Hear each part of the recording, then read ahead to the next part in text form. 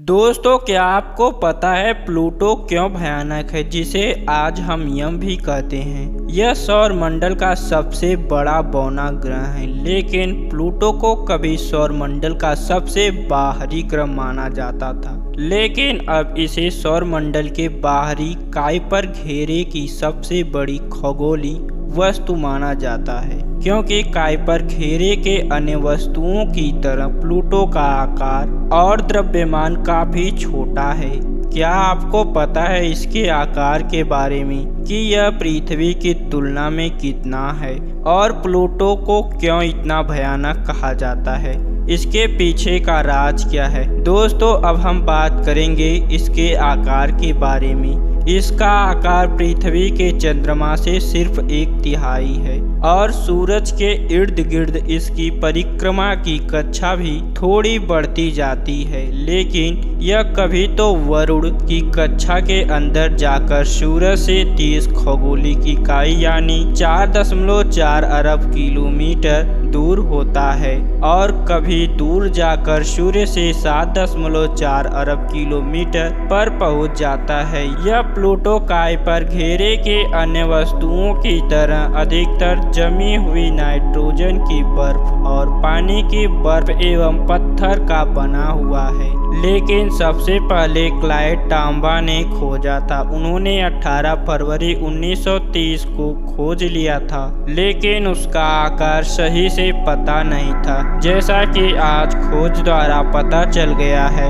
लेकिन इसका उपनाम बौना ग्रह के नाम से भी जाना जाता है और यह क्षुद्र ग्रह की श्रेणी में आता है, लेकिन वरुण के पार वस्तुएं प्लूटाइड होती हैं और नाइट्रोजन, मीथेन, कार्बन मोनोऑक्साइड जैसी गैसें भी हैं। अगर हम प्लूटो की सतह पर बैठकर नज़ारा देखें तो वह कंप्यूटर पर रचित काल्पनिक चित्र जैसा दिखाई देगा और प्लूटो का व्यास लगभग 2300 किलोमीटर यानी पृथ्वी का 18% और इसका रंग काला, नारंगी और सफेद का मिश्रण से बना है। कहा जाता है कि जितना अंतर प्लूटो के रंगों के बीच में है, इतना सौर मंडल की बहुत कम वस्तुओं में देखा गया है, यानी उन पर रंग अधिकतर एक जैसे ही होते हैं। लेकिन सन 1994 से लेकर 2003 तक किए गए अध्ययन से देखा गया कि प्लूटो के रंगों में बदलाव आया है।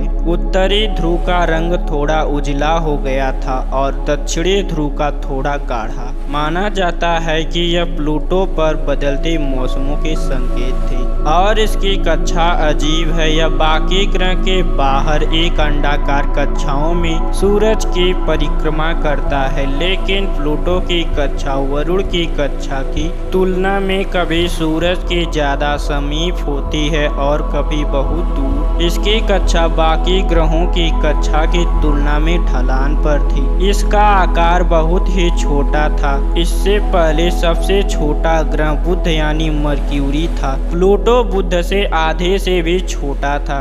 इन बातों से खगोल शास्त्रियों के मन में शंका बन गई थी कि कहीं प्लूटो वरुण का कोई भागा हुआ उपग्रह तो नहीं। हालांकि इसकी संभावना भी कम थी, क्योंकि प्लूटो और वरुण परिक्रमा करते हुए कभी ज्यादा पास नहीं आते। लेकिन फिर 1990 के बाद वैज्ञानिकों को बहुत सी वरुण के पास वस्तुएं मिलने लगी, जिनकी कक्षाएं, रूप, रंग और बनावट प्लूटो से मिलती जुलती थी। आज वैज्ञानिकों ने यह पहचान लिया कि सौर मंडल के इस इलाके में एक पूरा घेरा बना दिया, जिसमें ऐसी ही वस्तुएं पाई जाती हैं जिनमें से प्लूटो सिर्फ एक है। इसी घेरे का नाम काइपर घेरा रखा गया।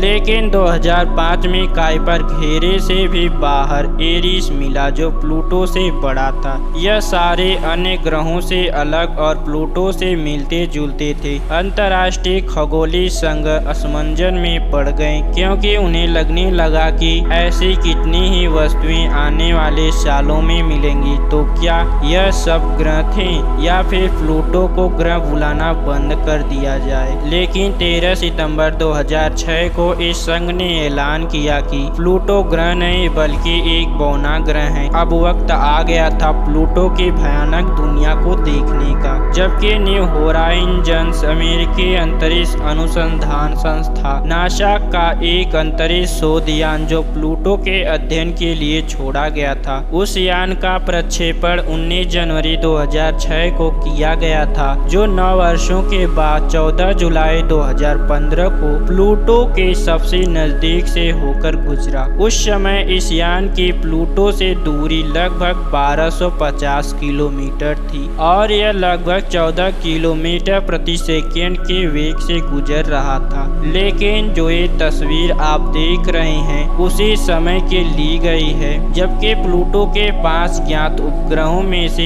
एक उपग्रह सैरन को जो 1978 में खोजा गया था, लेकिन यह सबसे बड़ा और व्यास यम का आधा है और प्लूटो के ज्यादा करीब भी है और इनकी कक्षाओं का केंद्र बैरी सेंटर के अंदर ना होकर कहीं बीच में होता है। इसलिए कभी कभी इन्हें युग्मक व जोड़ा वाले ग्रह भी कहा जाता है, जो एक दूसरे के साथ साथ चलते हैं। लेकिन प्लूटो की कक्षा कभी तो वरुण की कक्षा के अंदर और कभी बाहर होती है।